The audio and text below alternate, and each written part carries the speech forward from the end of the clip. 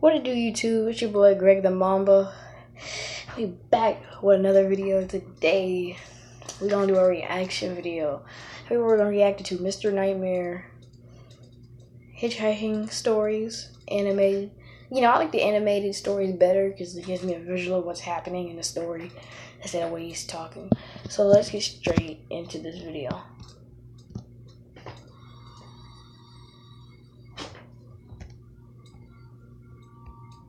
Just so y'all can see a little better.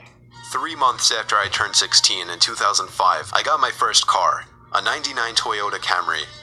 On a warm Saturday night, when my friend Alex invited me over to one of his friend's big parties, I knew I wouldn't be in a condition to drive the Camry home afterward.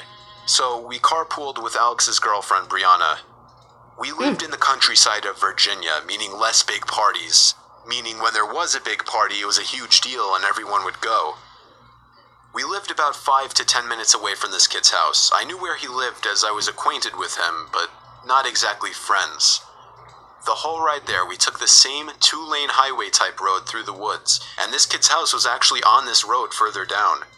At certain points on this road, there were a few houses on either side, and then it would just go back to being a long, empty highway again.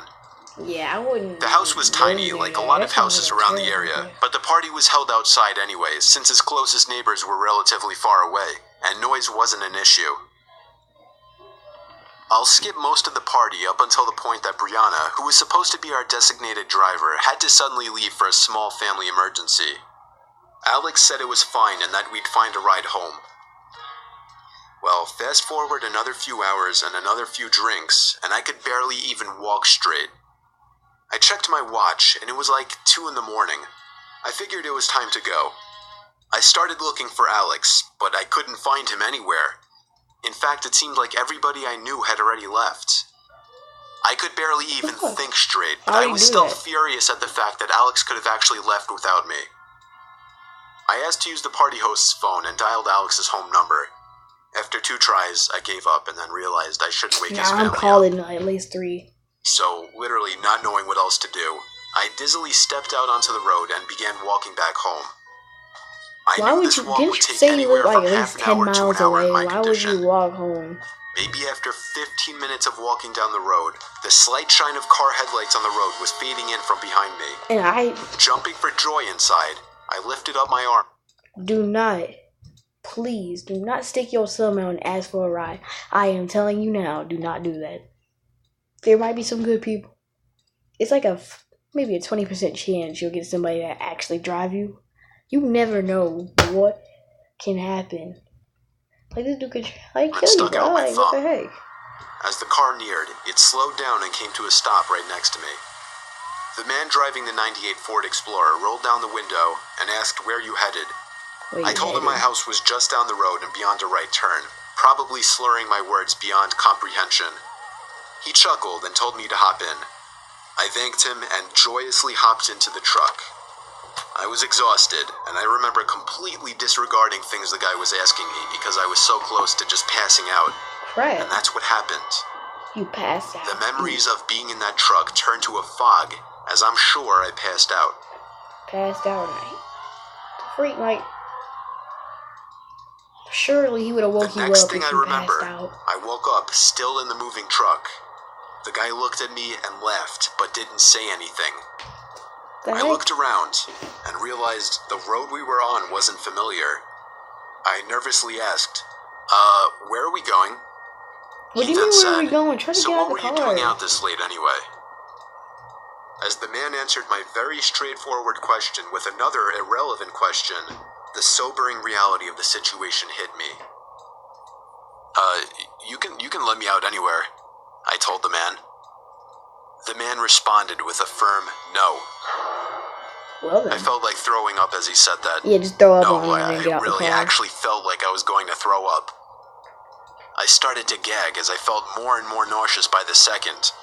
The man took his eyes off the road to look at me. That's when I thought of the perfect distraction.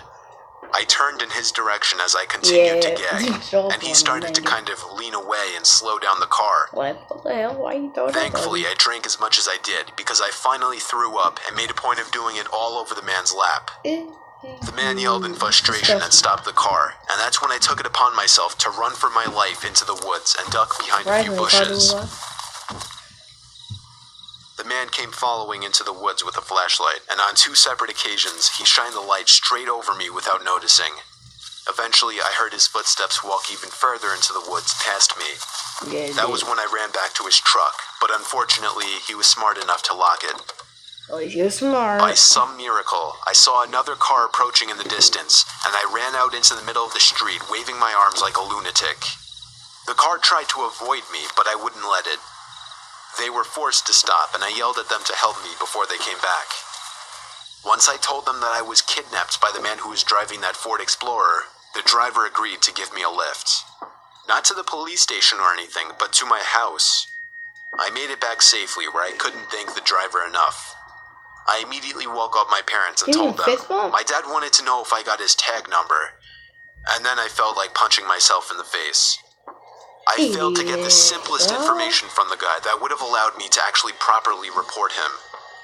All I knew was that he drove a faded blue '99 Ford Explorer. I made sure to give Alex a piece of my mind, and part of me always held a grudge against him ever since, just for abandoning me at a party without telling me.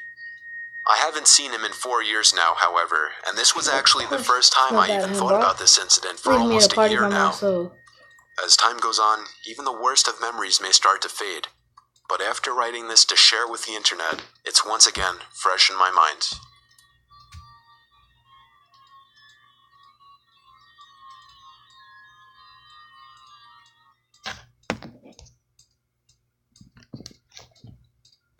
Well, y'all, that is all for today's video of Mr. Nightmare. I'm gonna put his link in the description down below if y'all wanna watch any more of the animated videos. You know what I'm saying? Y'all comment down below if y'all want me to keep doing these type of videos. It's only part 1. I will catch y'all in the next video, and peace.